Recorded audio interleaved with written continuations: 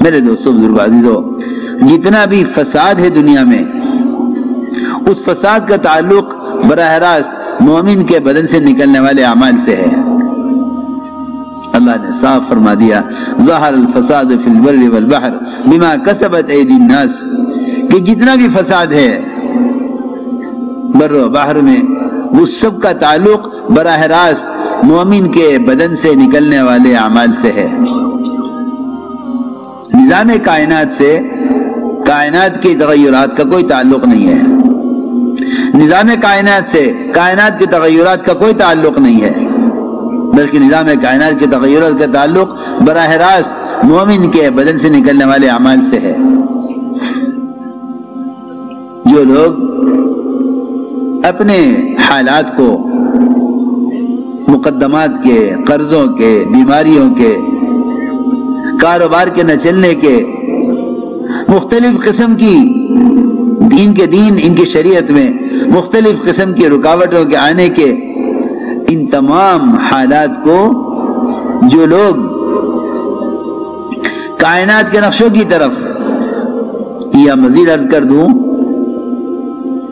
کہ جس زمانے میں مسلمان اپنے دین میں آنے والی رکاوٹوں کو حکام سے جوڑ دیں گے، یا اپنے حالات کو حکام سے جوڑ دیں گے، ایسے لوگ توبہ پر اور راستے پر اور نجات کی طرف نہیں آیا کرتے ہیں۔ اللہ رب العزت حالات لاتے ہیں سمجھانے کے لیے، حالات لاتے ہیں رخ پھیرنے کے لیے، حالات لاتے ہیں رخ پھیرنے کے لیے۔ اللہ تعالیٰ کا، لوگ کہتے ہیں حالات ہیں، حالات اللہ کا فضل ہیں، حالات اللہ کا فضل ہیں، اللہ کا مومن کے ساتھ بڑا فضل ہے کہ اگر یہ کاروبار میں حرام کی طرف جائے تو اللہ رکاوٹ پیدا کرتے ہیں، اگر یہ معاشرے میں حرام کی طرف جائے اللہ رکاوٹ پیدا کرتے ہیں، اگر یہ حکومت میں اور عہدے میں اور منصب میں ظلم کی طرف جائے تو اللہ رکاوٹ پیدا کرتے ہیں۔ لیکن سب سے بنیادی بات یہ ہے کہ ان رکاوٹوں سے اللہ کی طرف آنے والے وہ لوگ ہوتے ہیں جن کے دلوں میں ایمان ہوتا ہے، جن کے دلوں میں ایمان ہوتا ہے وہ ان رکاوٹوں سے توبہ پر آ جاتے ہیں۔ جن کے دلوں میں ایمان نہیں ہوتا وہ ان رکاوٹوں سے سبق کوئی نہیں لیتے، بلکہ وہ ان حالات کو اپنے اسباب سے جوڑ دیتے ہیں۔ یہی وجہ ہے کہ لوگ جتنی پریشانیوں کی طرف جاتے ہیں وہ اتنے اسباب کی طرف جاتے ہیں، یہاں تک کہ ان کو ان کی پریشانیاں حرام اسباب کی طرف لے جاتی ہیں، ان کو ان کی پریشانیاں حرام اسباب کی طرف لے جاتی ہیں۔ اب کیا کر سکتے ہیں، سوائے کوئی راستہ نہیں ہے کہ ان کو ان کی پریشانیاں حرام اسباب کی طرف لے جاتی ہیں۔ میرے دوستو بزرگو عزیزو، حالات عالم کا اسباب سے، حکام سے کوئی تعلق نہیں ہے۔ حالات عالم کا تعلق براہ راست مومن کے عمل سے ہے۔ اس لیے فرمایا کہ سب سے بنیادی چیز وہ ایمان ہے، اس لیے کہ ایمان کے بغیر دل کی آنکھ نہیں کھلتی، ایمان کے بغیر دل کی آنکھ نہیں کھلتی۔ فرعون پر جو بھی حالات آئے اس نے اپنے ہر حال کا مقابلہ حال سے کیا، ہر حال کا مقابلہ حال سے کیا۔ انبیاء علیہ السلام نے آ کر یہ سمجھایا کہ تیرے حالات کا تعلق تیرے حال سے نہیں ہے، تیرے حال کا تعلق تیرے اعمال سے ہے۔ تو یہ سب سے بنیادی بات ہے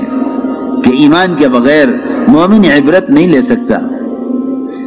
ایمان کے بغیر مومن عبرت نہیں لے سکتا۔ اسی لیے فرمایا کہ اللہ کو نہ جاننے والوں پر جو حالات آتے ہیں، حدیثی مثال دے کر فرمایا کہ ان کی مثال اس جانور کی طرح ہے جس کو کھول دیا جائے اور باندھ دیا جائے، اس کو نہیں معلوم کہ کیوں کھولا گیا، کیوں باندھ دیا گیا۔ جی ہاں، اللہ کو نہ ماننے والے جو اللہ کو نہیں جانتے ہیں، ان پر آنے والے حالات کی مثال بہت اچھی مثال دی ہے حدیث میں، کہ ان پر آنے والے حالات کی مثال ایسی ہے کہ جانور کو باندھ دیا جائے اور کھول دیا جائے تو جانور نہیں جانتا کہ اسے کیوں باندھا گیا، کیوں کھول دیا گیا۔ اور آپ ذات جانتے ہیں، آپ جانتے ہیں کہ اگر بھینس دودھ روک لے تو اس کے بچے کو کھول کر لاتے ہیں، وہ بچہ تھن منہ لگا دیتا ہے، بھینس دودھ چھوڑ دیتی ہے، اور جب وہ دودھ دینے لگتی ہے تو بچے کو لے جا کے باندھ دیا جاتا ہے۔ اس بچے کو نہیں خبر کہ یہ کیوں لایا گیا تھا، کیوں لے جایا گیا۔ یہ مثال دے کر فرمایا حدیث میں، بلکہ فرمایا کہ مومن کی مثال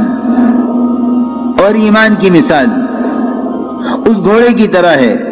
جس کا پیر باندھ دیا جاتا ہے کھوٹے میں اور لمبی رسی کر کے اس کو چھوڑ دیا جاتا ہے سرسبز علاقے میں، وہ اس میں کھاتا پھرتا رہتا ہے یہاں تک کہ جب اس کے پیر کو جھٹکا لگتا ہے اور رسی پوری ہوتی ہے، کیونکہ آگے حد ہے، آگے کھیت دوسرے کا ہے، اس کو اس سے آگے نہیں جانا ہے۔ اللہ رب العزت نے بھی اسی طرح، اللہ تعالیٰ نے حدیث میں آتا ہے کہ اللہ نے اسی طرح چراگاہیں متعین کی ہیں۔ مومن کی چراگاہ یہ ہے، مومن کی چراگاہ یہ ہے، فرمایا کہ اللہ نے حدود قائم کی ہیں، اللہ نے حدود قائم کی ہیں۔ اللہ کی چراگاہیں وہ اللہ تعالیٰ کے احکام اور حدود ہیں۔ اللہ تعالیٰ نے حدود قائم کی ہیں کہ تمہیں یہاں سے آگے نہیں بڑھنا ہے۔ اس پر رسی جو تنگ ہوتی ہے، اس پر رسی تنگ ہوتی ہے، تجارت میں، زراعت میں، حکومت میں، سرمایہ داریوں کے نقشوں میں، یہ ملکوں میں کمانے کی غرض سے جاتے ہیں، وہاں کمائی کے نقشوں میں تنگیاں، وہاں سے واپس یہ سوچ کر آ جاتے ہیں کہ اس ملک میں کمانا مشکل ہے۔ حالانکہ یہ کہیں کہ جس طرح موت انسان کے آگے آگے چلتی ہے، موت انسان کے آگے آگے چلتی ہے، اس طرح رزق وہ ہر ایک کا رزق اس کے آگے موجود ہے، اس کے پیچھے بھاگنے کی ضرورت نہیں ہے۔ جس طرح موت یقینی ہے، رزق اس کا مقدر اور یقینی ہے، لیکن جو لوگ حالات سے عبرت نہیں لیتے ان کو ان کے حالات اور گناہوں کی طرف لے جاتے ہیں۔ تو میں نے عرض کیا کہ اللہ رب العزت جتنی بھی کمائی کے نقشے ہیں، ان نقشوں میں تنگیاں لاتے ہیں ان کو سمجھانے کے لیے، تو چنانچہ روایت میں ہے کہ ایمان اور مومن کی مثال اس گھوڑے کی طرح ہے جو گھوڑا اپنے کھوٹے سے بندھا ہوا ہو، جب یہ سرسبز میدان میں کھاتا ہوا چلتا رہتا ہے تو ہر گھوڑے کا مزاج یہ ہے کہ جھٹکا لگتے ہی، رسی پوری ہوتے ہی یہ کھوٹے پر واپس آ جاتا ہے کہ اپنے کھوٹے کے پاس واپس آ جائے۔ یہ ہر گھوڑے کا مزاج ہے۔ آپ دیکھیں گے کہ جب گھوڑے کے پاؤں میں کی رسی پوری ہو جاتی ہے تو وہ کھوٹے پر واپس آ جاتا ہے۔ حدیث میں یہ مثال دے کر فرمایا یحول ثم یرجع الی آخیتہ، کہ میدان میں گھومتا رہتا ہے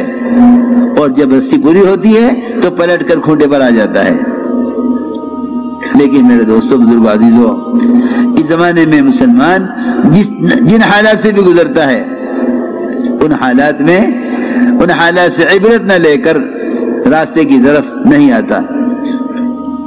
اس لیے فرمایا کہ حالات عالم کا تعلق کائنات کے نقشوں سے نہیں ہے، حالات عالم کا تعلق براہ راست مومن کے بدن سے نکلنے والے اعمال سے ہے۔